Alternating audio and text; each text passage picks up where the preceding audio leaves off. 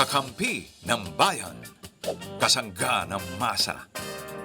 Kapanalig ng batas at hustisya. Attorney Danny Con. Abogado de Campanilla. Magandang gabi po sa lahat ng ating mga viewers sa ating Facebook at YouTube accounts. Nako, ngayong gabi, alam mo, napakamakulay. Bakit? Kasi ang daming mga pangyayari. Hindi lamang dito sa Pilipinas, pati na sa ibang bansa, at hindi lamang sa mga presyo, pati na rin sa politika. Ang init. Pero chill lang tayong lahat dyan, ha? Dahil sa mga susunod na pagkakataon naman ay sana ay maliwanagan na ang lahat. Pero ngayon, maliliwanagan din ang inyong mga isipan dahil nandito po kami. Ako po yung Mare ng Bayan, Mare Yao. Kasama natin ngayong gabi ang magpapaliwanag. Walang iba kundi si Attorney PG Galang. Good evening. Ay, good evening, Mare. Magandang gabi sa lahat na nanonood sa amin ngayon sa YouTube at saka sa Facebook. Oo nga, ang init. Ang iinit ng mga topics at saka Exactly. sa totoo lang hindi natin alam kung ano yung what lies ahead. Exciting times. Exciting Oo times. nga. Okay.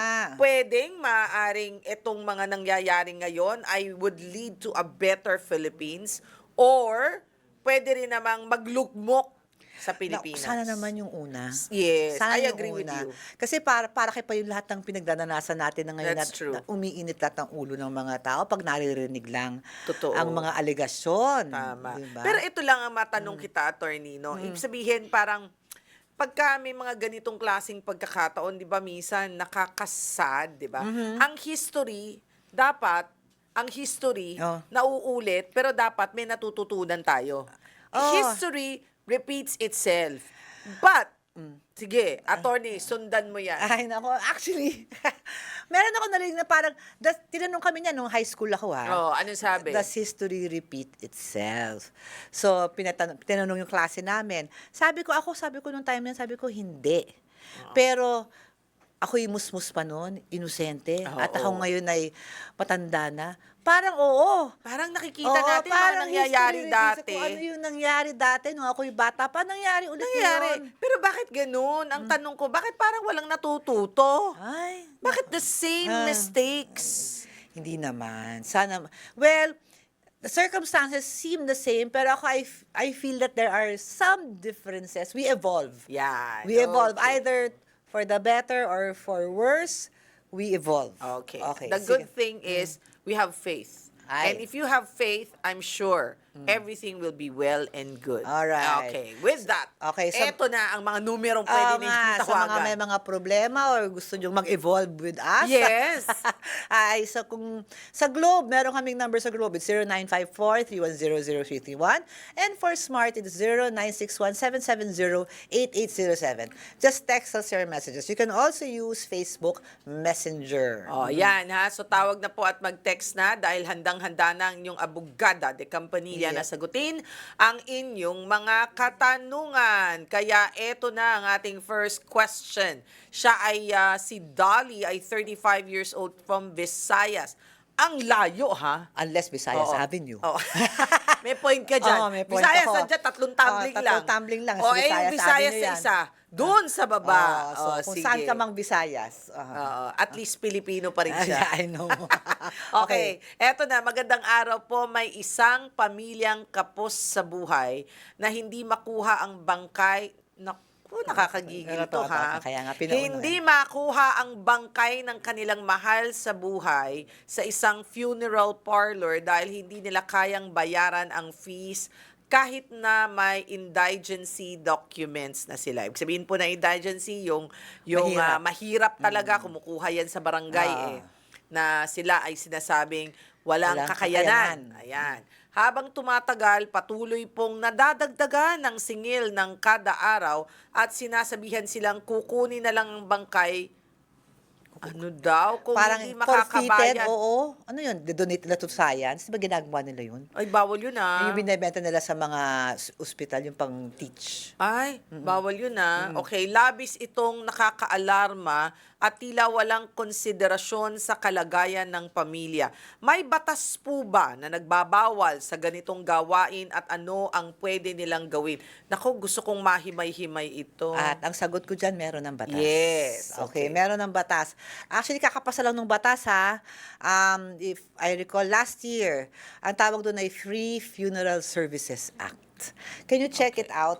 Free Funeral Services Act. Anong Ayan. ibig sabihin ng Free Funeral Services Act? Eh kasi ito, Oh, funeral parlor siya hino-hostage. Oo, actually, it addresses this kind of problem. Alam mo Okay. naman sa Pilipinas.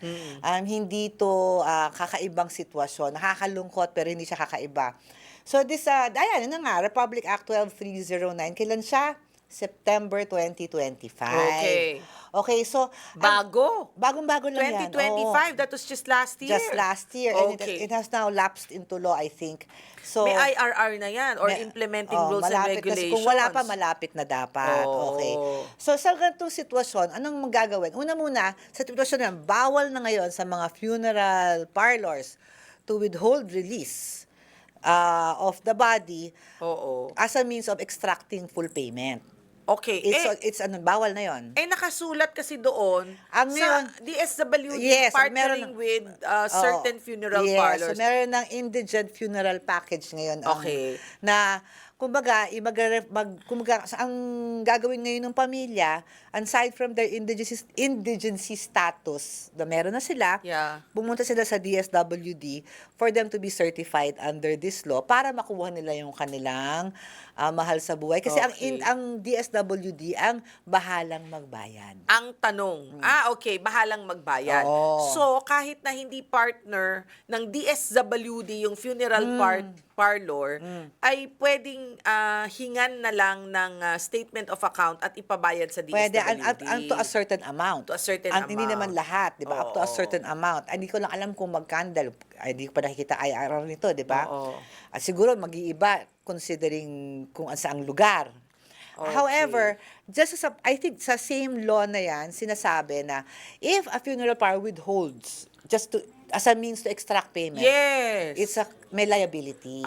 Okay. Kasi pwedeng mag-execute na lang ng promissory note. Correct. Oo. Ano ang promissory note? Ito tuloy sinasabing ako ay may utang at ako'y Nangangakong magbayad. magbabayad sa iyo at Okay. pipirmahan mo. Okay, wag kayong ganyan. Nako. Oo, namatayan na nga eh. Namatayan na nga. Baka kayo balikan. Sige, gabi-gabi kayong dadalawin. So, Sige. this is a welcome law for me. Yes, Oh, me this is a too, me welcome too. law. Oo. Kasi masakit na nga sa damdamin na namatayan ka. Mas masakit yung hindi mo pa maipalibing.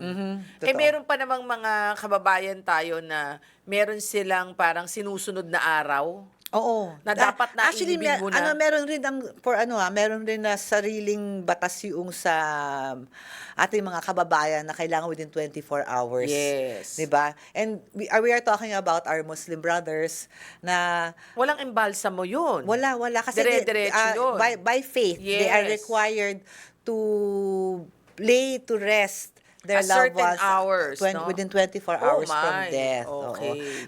I don't know kung hindi ako bihasa masyado sa Sharia law kung if there are exceptions to this, but that is the general rule. Okay. Anyway, narinig nyo na, lalo na yung nag-text sa atin, ha, may karapatan ka. Lapit ka na lang Nakunin ang lapit ka lang bangkay. sa DSWD muna. Yes. At pag hindi, pwede ba siyang magsumbong sa pulis? Pwede, at saka sa DSWD mismo. Ay, bigay yung aking hostage. DSWD na siya mismo magreklamo at ang DSWD na Yan. mismo ang mag-ano. At ang DSWD, lahat po yan sa mga may regional offices yan. I'm meron. very, very sure of Yes. that. Okay. So, caller na tayo. Eto na tayo, si Tintin. Eto talagang Quezon City, Oo nga, Baysa. Baysa, oo. Okay. Tintin, 31 years old. Magandang gabi sa'yo, Tin. Good evening po. Hi, Tin. How can we help you today? Tonight, actually. Okay. May question lang po sana ako. Mm-hmm.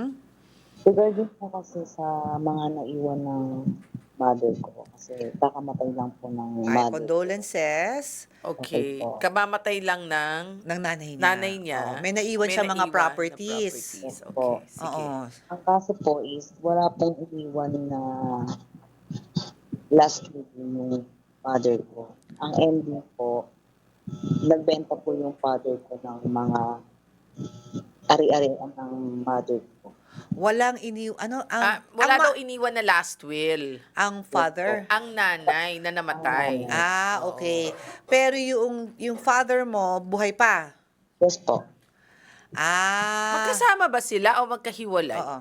Magkasama, kasal po sila. Ayun, kasal naman. Para hindi sila magkagalit. Hindi po. Okay.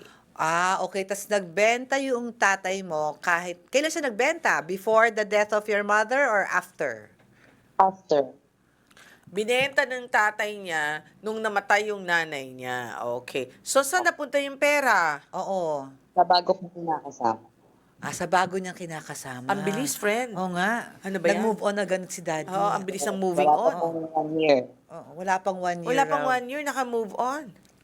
Okay, ano yung pinenta ng tatay mo, ang mga conjugal properties nila? Sasakyan, Oo. Ano pa? truck, motor, Motor, truck, ano pa? tapos sinangla yung harapan ng bahay po namin. Sinangla. Ginawan garahe. Okay. Tanong, magkakapatid ba kayo ilan? 3. Ayun, attorney. Tatlong magkakapatid. Wala kayong mga kapatid na hap-hap-hap? Ganon? Wala po. Okay. Okay, wala. Walang kalahati. Kasi ikaw naman, inintriga mo Ay, pa. tinatanong ko lang, friend. Okay, Alam mo naman. anyway. Sige. Okay, ganito ha. Explain muna natin. Pag namatay na yung nanay mo, okay, tapos buhay pa ang tatay mo, may conjugal property sila. Yung conjugal property, okay, so, ang nangyayari dyan is upon death, di ba? Ang mga nagmamana sa nanay mo ay kayo magkakapatid Tatlo sila. at yung father. So, paano hatian nun? Okay, una muna, kung conjugal property, hahatiin mo na yun sa kalahati. So, parang 50-50. Oo, yung kalahati, sa tatay pa rin yun. Automatic yun. Automatic yun. Kasi buhay pa siya eh. Kaya tinatanong ko, buhay pa. Yung kalahati naman nung naiwan nung nanay sa conjugal property, yun ang pagmamanahan yung 4. Kasama pa rin yung tatay. Kasama pa rin yung tatay. So, ibig sabihin, yung 50% hahatiin pa yon sa 4 ng pantay-pantay? Ng pantay-pantay. Okay, so tigwa 1/4. Tigwa 1/8 actually sila kung iisipin mo kung yung buong conjugal property kasi 1/8, one half doon sa kailangan kasi magaling sa math rin ng abogado. Ay, sabi ko nga, hindi ako magaling sa math eh.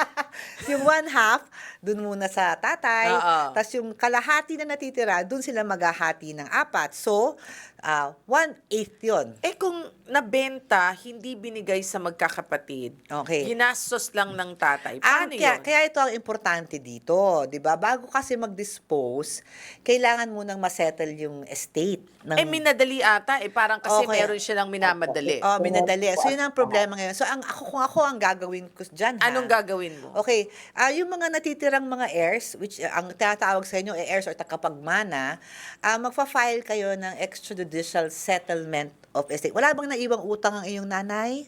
Wala po. So yan, tama-tama.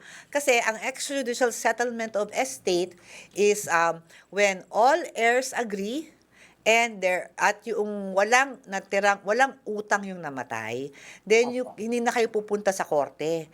Gumawa na lang kayo ng extrajudicial settlement of estate at yun na i-register nyo sa RD or ipapakita nyo sa bangko. Kasi inaalam nyo na wala namang may utang eh. At lahat Okay. kami nag-agree. Ngayon, ang suggestion ko din, mag-usap na kayo ng daddy mo, ng 3 nyo magkapatid. Hindi naman kayo kailangang magkasuhan pa. At explain nyo na kaysa naman na magkalabo-labo kayo in the future, ngayon pa lang, ibigay na sa inyo kung ano yung dapat sa inyo from your mother's estate. Okay, ang tanong, sa tingin ko, ito yung tanong ni Tine. Sabi niya, sabi ng tatay ko, akin lang to. Actually, alam mo, hindi yan katakatas. Yun ang kultura Sa Pilipino yun ang kultura natin, yan. kunwari mag-asawa, nung namatay yung isa, hindi akin lang to. Oo, tas Buhay pa ako eh. well, actually, Oo. okay. So, kung yun ang sinasabi ng daddy mo, paliwanag mo na actually under sa batas, Yung kakasabi ko lang kanina na ang kailangan masettle. Kasi hindi, ang mangyayari dyan kung mag-asawa ulit ang yung tatay, Oo. hindi dapat maisali yung properties na conjugal properties na naipundar nila yung mag-asawa nung buhay pa ang nanay mo. Correct. Automatic na ang magiging property regime ng kasal na after na widow or na naging widower at hindi naman na-settle yung estate, automatic complete separation of properties. Okay. Excluded yung properties ng naipunda nila nung buhay pa si mami. So, at kasi I think yun rin yung kinakatakot nila, di ba? But Dahil nga syempre, ganun yun, may bago na eh. may bagong Oo. kinakasama. Oo, May may question bago. si Direk. May bearing ba na ang pinagbendehan binigay sa bagong Meron. Oo. Meron yan. Totoo ba? Parang may ganung factor ba na nararamdaman kayo, Tin, na parang... Meron po. Ay! Ganun po Violent talaga yung reaction. nangyari. Oo, ganyan talaga nangyari. O kasi kaya ngayon, bilisan nyo Tin kasi mag-usap na kayo kasi pwede kayo kasing ipuwersa nyo yung tatay nyo na isettle yung estate. At gusto nyo ba yun? Mag-aaway kayo. Paano alam mo, minsan, love is blind. The tatay is blind. Kasi, okay, I just said, di ba, an extrajudicial settlement of estate, which is an affidavit, is two requirements. All heirs agree and no debts. Now, the moment na not all heirs agree, then it becomes a judicial settlement of estate. So, in short, dadaan sa korte. Dadaan yan sa korte. Kasi that's only parang way out Hindi kayo nag-aaway, wala namang utang.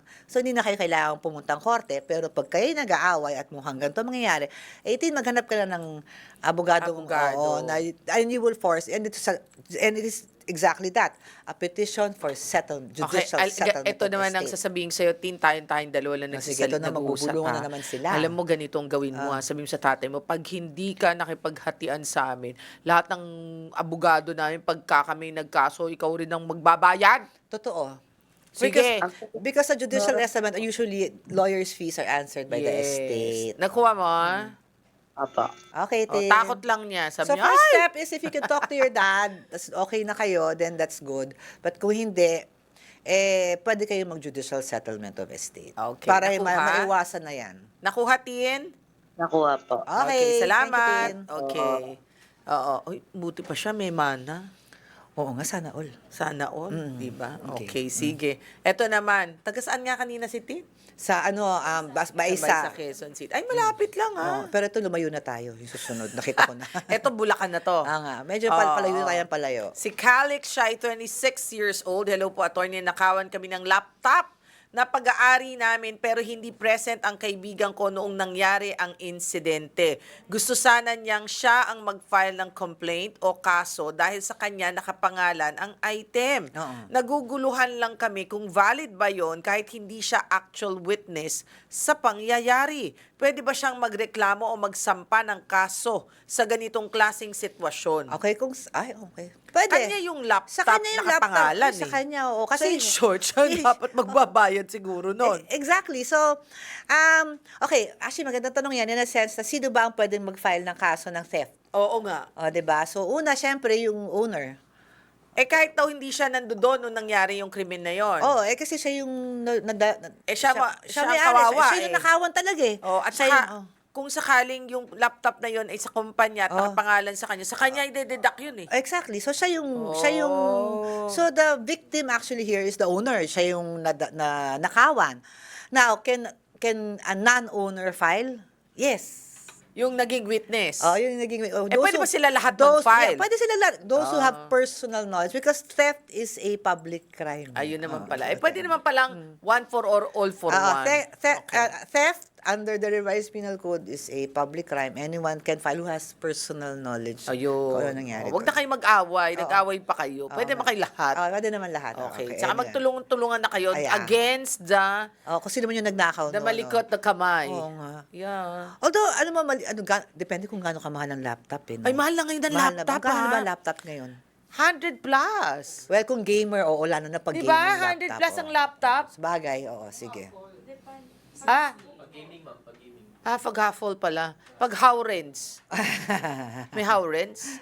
Walang howrens. Huffle lang. Huffle. Okay, sige.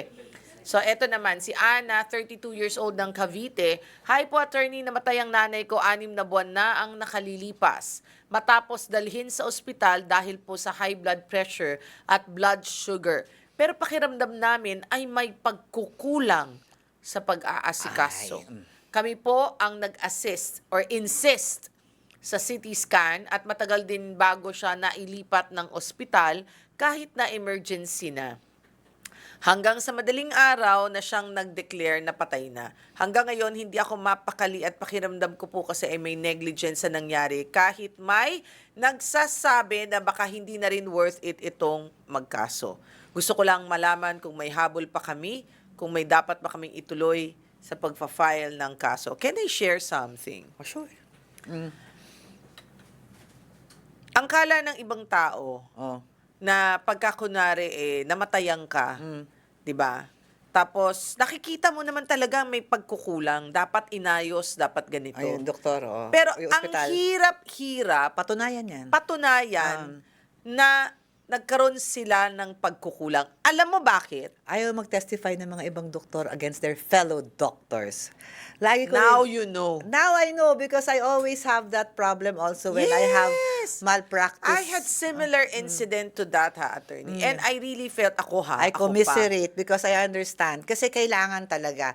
Wala namang kasing batas ngayon na medical malpractice eksakto sa Pilipinas. But you can file it Kasi under... daming nag-ano niyan, daming madaming maglalabi na naglalabi na wag matuloy. mapasayan. Oo. Pero meron ka bang remedyo dyan kahit na walang medical malpractice? Of course, meron under the civil code, which is yung if you do harm to others, diba? So, civilly, meron. Criminally, yes, if you can prove criminal negligence. Ayun nga, paano? You know, I was thinking that time, I could even hire an international doctor to really testify na may nangyari. Pero Kasi pero mahirap kasi ang dapat. hirap Mahirap yan. Ang sobrang hirap niya, as in, inaral ko siya, sobrang hirap ko siyang idemanda. Mahirapan ka. Kasi ganito yan for a medical malpractice or either civil or even a criminal, and even for administrative, yung pupunta ka sa PRC. What you have to prove is one, duty. Of course, they have a duty of care. Second, breach. They violated that breach. Third is injury. Diba? Talaga merong nadanyos doon, merong nasaktan doon. And fourth is yung tinatawag namin ng mga abogadong proximate cause. Yung ginawa noong yung breach ng doktor na yon o kung sino mang medical professional yan is yung cause kung bakit Namatay. And to prove that, you need another professional. Kailangan mo ng medical expert. Yes, Kaya walang nagpro-progress. Unfortunately, sorry nagsasabi lang po ako ng katotohanan. Hindi naman sa wala nagpo-progress. Pero na akong mga na-frustrate ako. Ay, hindi ko naman sinasabing hindi niya ituloy. Ituloy mo pa rin kung nararapat at nafe-feel mo na talagang ganun. Kasi, ang mamatayan ng isang mahal sa buhay, kung yung tuta at aso nga nasasaktan tayo Lalo na yung siguro. pangkamag-anak Talaga natin. naman. Ang sakit. Kaya talagang that time, I was really very, very eager to do that. And they were even willing to compromise. But it's not, hindi yun Hindi yun. Yun ang nangyari sa Hindi akin. yun So parang we had a very clear case of malpractice. So, siyempre, nagkaso, tapos in the end, settle. Settle. Kasi nga, yun na naman kasi ayaw nilang dumaan. So, minsan yung pamilya, papayag na rin lang, di ba? Parang gano'n. Pero talaga yung pag nakikita mo na parang yung kamag-anak mo, yung dapat nagawa ng paraan nung panahon yun, buhay pa sana. Alam mo yung ibig mong sabihin na buhay pa sana. Although ngayon buti medyo... sana kung meron, take 2 tayo, take 2. Hindi, wala. O sige, buhay pa. Oo, kaya, although, ngayon medyo actually, ang pinakamadali yan yung sa PRC Alam mo, attorney, pero sila rin yan if I'm not mistaken, merong isang famous anchor na talagang lumalaban din sa ganyang klase dahil yung, di ba, if you remember, isang famous anchor na talagang gusto niya talagang ipaglaban. I really wanted sana rin na may ganun. Pero unfortunately, wala talagang nag-cooperate. Mahirap kasing labanan yung kultura ng parang ayaw magsabi. Lalo na ang medical profession. Unlike a medical profession, ito parang in fairness to the medical profession, it's never an exact science, 'di ba? True. It's never an exact science. They will really have to, kahit ano sabi mong gaano kagaling ng doktor, hula rin yan eh. Kasi diagnosis, and they will think that this is the best way to cure you. Parang gusto ko yung sabi mo, hula lang yan. Totoo naman talaga, 'di ba? Kasi diagnosis. Diagnosis. Pag walang basis. Oo. Pero pag meron talaga. Kasi para malaman talaga ng totoong-totoo, kailangan mong buksan yung tao, bulat-latin. Baka ikamatay naman ng tao kung bubulat-latin mo talaga lahat, di ba? May point So, ka kahit doon. papaano, there is some level of best guess, and kaya yun ang pinag-aaralan nila. How to make the best guess. Okay. Di ba? Parang ayoko na ng Hindi, guess. Pero sabi niya closing na raw. Overtime na raw tayo. We love our doctors. Yes, kasi, we di ba, do. I have a lot of doctors Oh, that we God, have. I know. We know them. But it's just that fair is fair. Oh, yeah, I know. Diba? Pero sabi nga nila, di ba, lahat naman ng mga trabaho, kahit mga trabaho ng abogado, baka eventually AI will take over. Okay, at dahil dyan, sa tingin ko magaling kayo mag-diagnosis ang AI. Ang dami nagko-consult Abangan kay Dr. Ang dami nagko-consulta kay Dr. Google Oh, kaya. yeah, that's true. Pinakasikat na doktor sa buong mundo, si Dr. Google. Yan. O, sige, anyway, wala na tayong oras. Maraming salamat po sa pagsama nyo sa amin ngayong gabing ito. At sana marami kayong natutunan at naalaman sa inyong mga karapatan. I'd like to say hi to Papa Jimmy, Mama Trining, and of course, Babe Macastro. Ako po ang inyong Mare ng Bayan, Mare Yao. At ako inyong abogada de Campanilla, si Attorney PG. Bye! Bye!